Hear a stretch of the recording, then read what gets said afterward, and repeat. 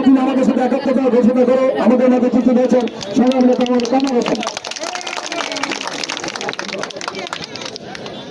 প্রান্তীয় হিন্দু ভাইরা ও আমার মা বোনরা আদাব, আপনাদের সাথে আমি এবং আমার দল যেখানে যে অবস্থায় আছে না কেন, কোন হিন্দু বৌদ্ধ খ্রিস্টানের উপর যদি কোনো আঘাত আসে আমরা সাথে থাকবো।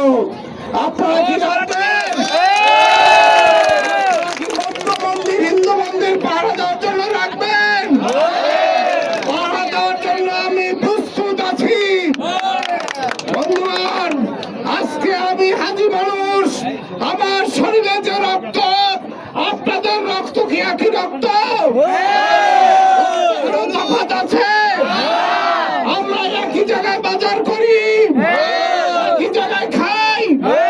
হিন্দু আসলে মুসলমানদের বিয়ে অনুষ্ঠানে কি দাওয়াত দেওয়া হয়?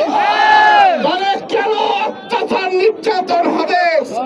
সেজন্য সকল হিন্দু ভাইদের বন্ধুকে আমি আহ্বান করব, যাতে করে ওই যারা আজকে আক্রমণ করে তাদেরকে বলবো টোকাই। এই টোকাই বাহিনী সারা বাংলাদেশে তৈরি হয়েছে, সেজন্য আপনারা সজাগ থাকবেন, আমাদেরকেও বলবেন, আমাদেরকে হুকুম দেবেন, আমরা ইনশাল্লাহ পাহারা দিব। আমি যখন শুনেছি পটুয়াখালী জুয়েলারি ব্যবসায়ীদের সাথে বসেছি, রাত্র দিন রাস্তায় পাহারা দিচ্ছি, আজকে ইস্কন মন্দির পাহারা দিচ্ছি, আজকে পুরানবাজার মন্দির পাহারা দিচ্ছি, আজকে কোথাও যদি কোনো প্রকার অপ্রীতিকর ঘটনা ঘটে দয়া করে আপনারা সারা দেবেন, আপনাদের সাথে ইনশাল্লাহ থাকবো মরণ পর্যন্ত। আপনারা ভয় পাবেন না। আজকে পটুয়াখালী জেলা বিএনপির সভাপতির নাম আলহাজ আব্দুর রশিদ চুন্নু মিয়া, তিনি কোনো অপরাধে সহযোগিতা করেন না।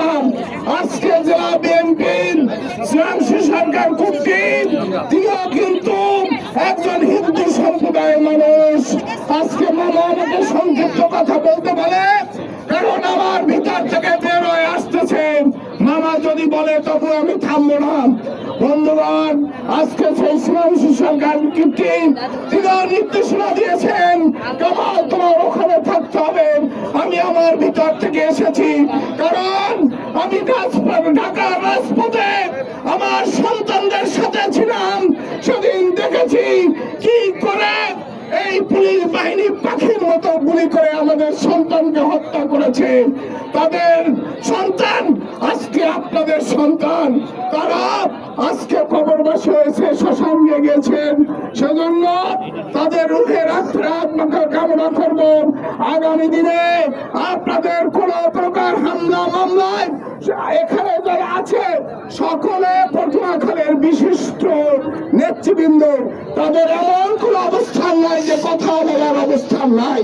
সেজন্য আমি আমার তরফ থেকে বলবো, আপনারা ভাই আমাকেও সাহায্য, আমাকে আপনাদের সাথে নেবেন। আসসালামু আলাইকুম।